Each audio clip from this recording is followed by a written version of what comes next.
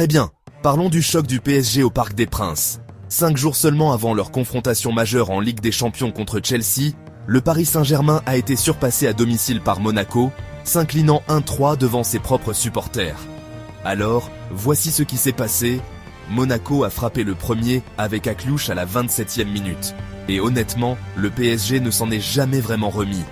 Golovin a doublé la mise en début de seconde mi-temps, mettant les Parisiens sous une réelle pression.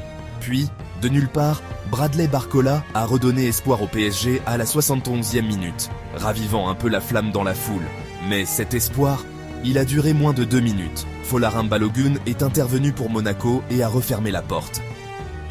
Malgré une domination en termes de possession et de nombreuses occasions, l'équipe de Luis Enrique a semblé fragile en défense et impuissante devant le but. Et avec Chelsea qui se profile en Ligue des Champions, on peut sentir la tension chez les supporters du PSG. Est-ce juste un accroc ou un signal d'alarme juste avant le match le plus important de leur saison?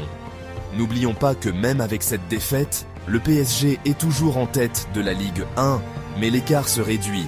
Et Monaco, avec Balogun en pleine forme, vient d'envoyer un message clair au reste du championnat. Avec le retour d'Ousmane Dembélé, il y a encore de l'espoir pour le PSG. Mais s'ils ne se ressaisissent pas, leur rêve de Ligue des Champions pourrait être terminé avant même d'avoir commencé. Qu'en pensez-vous? Était-ce juste un mauvais jour ou le PSG est-il vraiment en difficulté?